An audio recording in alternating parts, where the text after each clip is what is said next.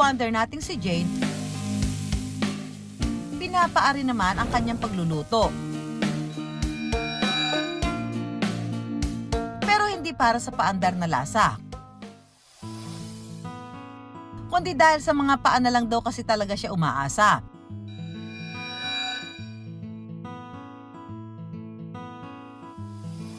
Ipinanganak si Jane na putol ang dalawang braso. Inborn po to. Sabi po nila, nung una, si mama ko daw po, nakatingin dun sa pinaglalaroan na manika nung bunso po namin lalaki, and then natuwa siya na pinaglalaroan ng lalaki kong kapatid yung manika, tinatanggalan ng ibang parts ng katawan. Pero si Jane hindi pa tatalo dahil limitado man ang kilos, hindi rin titigil ang kanyang mundo. Pati ang pang-araw-araw ng mga gawain, hindi raw niya iniaasa sa iba. Literal kasi na nagsusumikap siyang kumilos at mabuhay sa mga sarili niyang paa.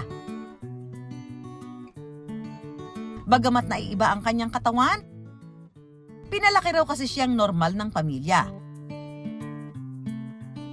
Yung pagpapalaki sa akin ni Papa is super duper, talagang ginamitan niya ng magic. Ako, hindi ako pinagbabawalan ng Papa na lumabas. Kaya pala hindi ako pinagbabawalan ng tatay ko na lumabas para masanay ako sa tao. And then sabi din ng Papa ko noon, kahit pa marami kayong magkakapatid, kahit pa malakas ako, mawawala din kami. Hindi mo pwedeng idepende sa amin.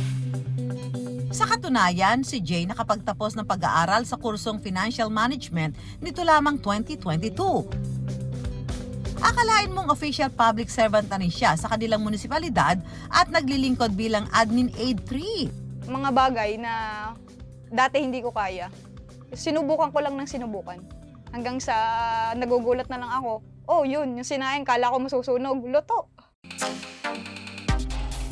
Masaya si Jane na kahit papaano ay nakapaglilibang pa rin siya maging sa mundo ng online. Aakalain niyo ba mga ka-wonder na ang pagsa-cellphone na libangan natin gamit ang mga kamay, basic na basic para sa mga paa ni Jane? Kaya ang pagluluto, yakang-yaka. Huwag masyadong mabilib mga ka-wonder dahil maging ang papaya sa tinola, si Jane din ang pumipitas. Basta't present lang ang kanyang panungkit, kayang-kaya niya raw itong gawing mag-isa. Hello mga ka-wonder, ngayon po ituturo ko sa inyo kung paano lutuin yung paborito naming ulam dito sa bahay. Tara, luto tayo ng tinola. Una munang inihanda ni Jane ang mga sahog. Ang recipe na ito ni Jane, normal na proseso lang din daw sa pagluluto ng tinola. Pero para sa mga kagaya niya na walang mga kamay, isa itong kahanga-hangang kakayahan. Ang pinitas na papaya, mabilis niya pang natalupan. Pagyayabang pa niya ay gustong-gusto raw nila itong pinagsasaluhan at kanya rin na paboritong ulam. Aba Jane, ibida mo sa amin yan. It's cooking time! Una muna niyang ginisa ang bawang at sibuyas. Mula sa paghawak ng siyanse at paggigisa ng mga sangkap, si Jane walang kahirap-hirap. Pagkatapos ay ilalagay na ang manok. Hahaluin ito at kapag lumasa na ang mga sangkap, lalagyan ng tubig. Halo. Tikim. Timpla.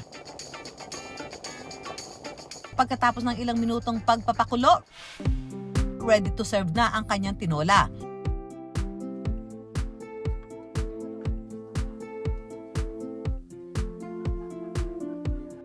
Masarap naman po. Ito po yung paborito kong nilulutang tinola ni Jane Daria.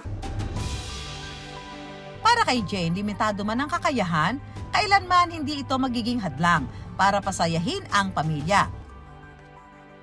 Kahit sa simpleng pagluluto ng paborito nilang tinola. Parang hinahanin tulad ko lang ang sarili ko sa isang marshmallow. Parang pag tinuso ka, hayaan mong tumagos. Sa mundong ito, wala kang choice kundi tulungan ang sarili mo.